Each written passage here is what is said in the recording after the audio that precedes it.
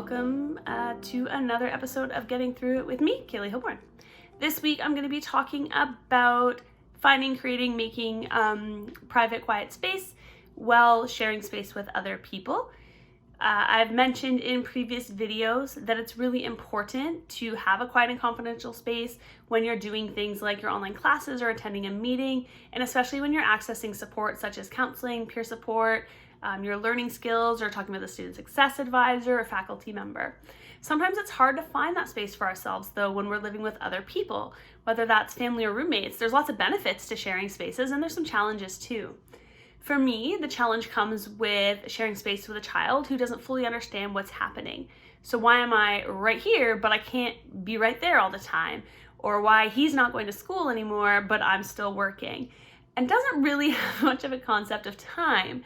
So if I say something like, just give me 20 minutes to do this, and then I'll check in with you, he might wait a minute, and then I'll hear, Mom! That wasn't working very well for us. So I realized that if I was ever going to be able to get anything done, we were going to need to set some like ground rules or boundaries or guidelines, whatever word you want to use for that. So maybe some of the things, I'm just going to talk about two with some detail and one just kind of quickly. Maybe some of those things will be helpful for you so that you can focus, get your stuff done, attend your classes or meetings, your appointments, and also take a break from being around people if that's something that you need or want to do. So the thing that I'm going to just go really briefly about is wearing a headset when having conversations or attending classes.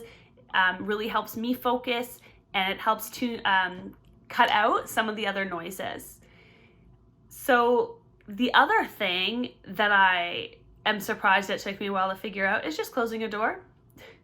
So we've made it a rule that if the door is closed, unless it is an emergency, you do not disturb. So I try to make sure that I'm only behind the closed door for an hour at a time, and then I can check in again. But setting that boundary and keeping it time limited has been working really well for us. So it doesn't always understand time. So I can say, for example, like at 1 o'clock, I'll be done. And then you can see that on the clock and know, okay, it's not 1 o'clock yet. Or I can set a timer on a device, and when the timer goes off, he knows that I should be free then. So if you're living with roommates and sharing a space, maybe setting some time-limited boundaries when you need that private space will be helpful. And the other piece that I found really helpful is just being aware of like different settings that I'm in and the kind of the pros and cons for those.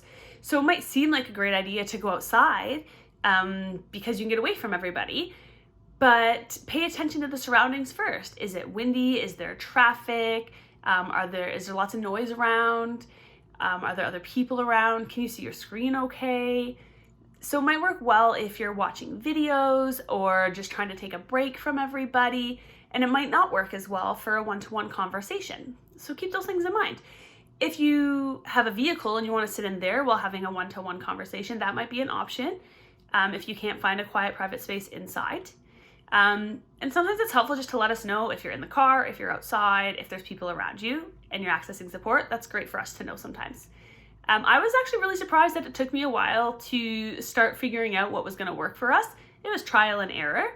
I think we've landed on some stuff that works really well for us though. But what have you found helpful? What's been helpful for you to make space and time for yourself when you're living with other people?